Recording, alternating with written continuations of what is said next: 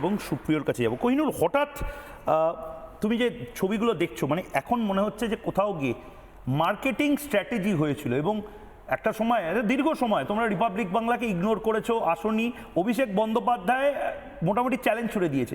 আজকে অভিষেক বন্দ্যোপাধ্যায়ের পাশে তোমরা নেই, মানে এটার থেকে দুঃখজনক বিষয় অভিষেক বন্দ্যোপাধ্যায়ের জন্য কিছু নয়। যাদেরকে বড় করলো অভিষেক বন্দ্যোপাধ্যায়, আচ্ছা অভিষেক বন্দ্যোপাধ্যায়ের পাশে তারা নেই। অভিষেক বন্দ্যোপাধ্যায় তৃণমূল কংগ্রেসের সদস্য। যদি সদস্য ধরি, মানে আমাদের দলে তো সেরকম সদস্য পত্র নেই সিপিএম বা বিজেপির মতো, কংগ্রেসি দল সদস্য ধরি, সেটি 2011-12 হতে পারে।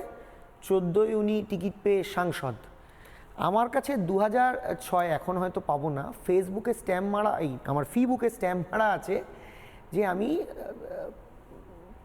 আমি নমিনেশন পেপার তুলেছিলাম তৃণমূল ছাত্র পরিষদেরই হয়ে, এবং সেটা সাক্ষী বর্তমানে ডাক্তারবাবুদের বিধায়ক দলের একজন সদস্য সজল ঘোষ, তিনি আমাকে পাঠিয়েছিলেন তুলতে, জানি সিটি কলেজ। কোহিনুর ইতিহাস আমার জানা। তো 2006-তে আমি যদি ছাত্র রাজনীতি শুরু করি, আর কেউ যদি 2011-12-তে এসে রাজনীতি শুরু করেন, সে আমাকে কি করে বড় করলো ময়ূক ভাই, আমি এটা তো জানি না। এটা কোন লজিক? অভিষেক বন্দ্যোপাধ্যায়কে দাদা দাদা করতে তোমরাই, তুমি অভিষেক, সাহস অনেক, বাংলা যুবরাজ বলতে। আরে আমি জানি না বাংলা যুবরাজ কি করে হলো? আমি রিপাবলিকে, তুমি কি কোটাল পুত্র যে অভিষেক বন্দ্যোপাধ্যায় যুবরাজ? এটা কেন অভিষেক বন্দ্যোপাধ্যায়? আমি একটা বলি, আমাকে তোমার কাছে আমি অন্তত 100 শো করেছি, এবং এটা অভিযোগও থাকতো যে রিপাবলিক একটু অন্যদিকে চ্যানেল হয়, তৃণমূলের কোহিনুর কেন এত বলতে পারছে ময়ূকের শোতে। আমি একবারও যুবরাজ শব্দটা আজও ব্যবহার করি না, এবং আমার ধারণা এটা অভিষেক বন্দ্যোপাধ্যায় এলাও কি করে করতো।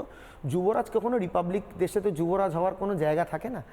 কিন্তু অভিষেক বন্দ্যোপাধ্যায় আমার দলের জেনারেল সেক্রেটারি ছিলেন, অভিষেক বন্দ্যোপাধ্যায় এখনো আছেন আমার দলের জেনারেল সেক্রেটারি। আমার অভিযোগটা কি আমার একার অভিযোগ? আমি নয়, অভিযোগটা কি?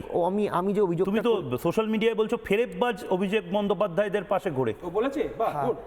যত বিশ্বের লোক যাদের বাড়ির পাশে তৃণমূল কংগ্রেসের কেউ তাকে চেনে না, তারা অভিষেক বন্দ্যোপাধ্যায়ের সঙ্গে থাকে। তারা নন্দীগ্রাম যায়, তারা অনেক বড় বড় জায়গায় যায়, অনেক বড় বড় নেতা হয়।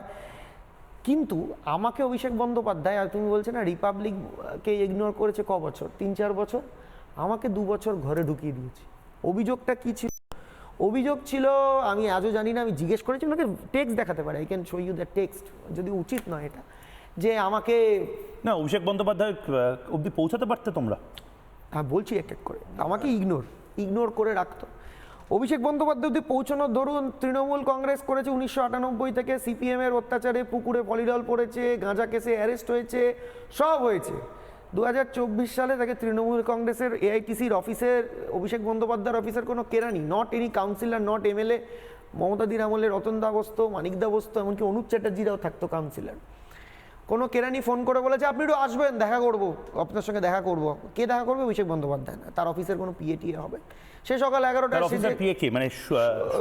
সোজে গুজে আসছে, এসে আমি দেখলাম যে সে 11টার সময় ওই নিচে সিঁড়ির তলার ধারে। অভিষেক বন্দ্যোপাধ্যায় দেখা করলো না পিএ?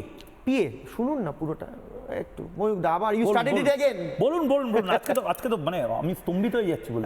তো সে 11টার সময় এসে বসে আছে 8:30 ইভিনিং, 8:30টার সময় তাকে পুলিশ বলল না আজকে দাদা ব্যস্ত হবে। দুপুর 3টের সময় অভিষেক বন্দ্যোপাধ্যায় ঢুকতো ক্যামাক স্ট্রিটে, এই দুপুর বিকেল সন্ধ্যে 6টা অবধি থাকতো। এই 3টে থেকে 6টার মধ্যে ওখানে পুরো লক, নো এন্ট্রি। তো আমি একবার কোনো এককালে বলে দিয়েছিলাম শুধু ঘোড়াটুকু যোগ করে দিলে রাষ্ট্রপতিকে হারিয়ে দেবে, ঘোড়াটাই শুধু নেই। তো যাই হোক, আমার মতামত যেটা, যে আমি আর কিছুই না, আমি অভিষেক বন্দ্যোপাধ্যায়কে ব্যক্তিগত আক্রমণ করছি না, জ্বালা থেকে না। কিন্তু এটা যে বারবার বলছে আরজি করের সময় তৃণমূল কংগ্রেসকে দুর্বল করার চেষ্টা করেছিল নাকি অভিষেক বন্দ্যোপাধ্যায় গ্যাং, এটার মধ্যে তুমিও ছিলে? আমি ছিলাম না বলেই তো আমি বাতিল। মানে তৃণমূল কংগ্রেসকেই ভেঙে দুর্বল করার চেষ্টা করেছিল অভিষেক বন্দ্যোপাধ্যায়ের গ্যাং। সিক্রেট, আপনি একটা কোড বার করে দিন অভিষেক বন্দ্যোপাধ্যায়, তোমার নামে ডিফামেশন মামলা হতে পারে। যে যারা মামলা করুক, আরে মামলা করুক, আমার বিরুদ্ধে মামলা করতেই পারে, কিন্তু অভিষেক বন্দ্যোপাধ্যায়, এটা তো একটা তথ্য নয়, এটা তো একটা মেথোডোলজি, আপনি বলতে পারবেন। টেল মি ওয়ান লাইন যেখানে অভিষেক বন্দ্যোপাধ্যায় ওই পিরিয়ডে, যেখানে মমতা বন্দ্যোপাধ্যায়ের বাড়ির সামনে বীর ভাট্টা বামপন্থী লোকেরা দেখে নেবো, চিড়িয়ে নেবো, আর বুকুরে ফেলে দেবো, উপড়ে দেবো, সব হচ্ছে, ওয়্যার ইজ অভিষেক ব্যানার্জি? টাকার উৎস, এই যে বামপন্থীদের আন্দোলন টানা, টাকার উৎস থেকে এলো। পুরোটাই যে একজন কাউন্সিলরের হাজবেন্ড তিনি সাসপেন্ড হলেন, আমি কাউন্সিলর প্রোগ্রাম করেছি কিন্তু হাজবেন্ড দুটো আলাদা এন্টিটি, সাসপেন্ড হলেন প্রকাশ্যে, সবাই জানে যে তার নেতৃত্বে বামপন্থীর ছাত্রছাত্রীরা ডাক্তারেরা আন্দোলন করলো এবং আপনি ফলো করবেন। বিজেপি আজকে আমার বোন মারা গেছে ময়ূক, তুমি জানো যে আমার মা তারপর মারা যায়, কন্যা মারা গেলে ভুলভাল বকে, হতে পারে আমি ঠিক বলেছে ভুল বলেছে এই বিরুদ্ধে যাচ্ছি না, কিন্তু সেই মোমেন্টে দাঁড়িয়ে আমি একজন তৃণমূল কংগ্রেসের মুখপাত্র, আমি বুক চিতিয়ে আমার দলকে আটকাবো। বিজেপি কোনো ফাউল করলে, এটা দেখেছেন, বিজেপির মুখপাত্র আটকাবে, সিপিএম কোনো ফাউল করলে তার মুখপাত্র আটকাবে। সেইখানে দাঁড়িয়ে যখন সবাই প্রোটেকশন করছে, tell me one line Abhishek Bandyopadhyay রাস্তায় নেমে এটা কি সত্যি কথা যে টালিগঞ্জের তুমি নেতা এবং বিভিন্ন সিনিয়র নেতাদেরকে, ফিরহাদ হাকিম থেকে শুরু করে অরূপ বিশ্বাস থেকে শুরু করে বিভিন্ন নেতাদের কি রঙের জামা পড়বে সেটাও আইপ্যাক এবং অভিষেক বন্দ্যোপাধ্যায়ের অফিস বলে দিচ্ছে? এটা আমি জানি না, এটা অনেকে বলে, আমি জানি না, কিন্তু আমি জামাটা আমি political, I will talk political. আপনি বলুন অরূপ বিশ্বাসকে বর্ধমানের দায়িত্বে ছিল, ইউ নো অ্যাবাউট মি, আমি তো এমন জানেন যে আমি কোথায় রাজনীতি করি, কোথায় বাড়ি সব জানি। অরূপ বিশ্বাস নাকি মধ্যখানে কাজই করতে পারেনি বিভিন্ন ক্ষেত্রে, বর্ধমানে দায়িত্ব দিয়েছিল। প্রার্থীর নাম জানেন? ফিরহাদ হাকিম ছিল মুর্শিদাবাদের দায়িত্বে, হুগলির দায়িত্বে, প্রার্থীর নাম বলতে পারবে যে জানতে পারতো যে সুব্রত বক্সী প্রার্থীর নাম জানতো? মানে এই জানতো না কেন? মানে অভিষেক বন্দ্যোপাধ্যায় ফাইলে করে রেখে দিত। অভিষেক বন্দ্যোপাধ্যায়, মমতা বন্দ্যোপাধ্যায়, প্রতীক জৈন, এ তিনজন বাদ দিয়ে প্রার্থীর নাম কেউ জানতো না।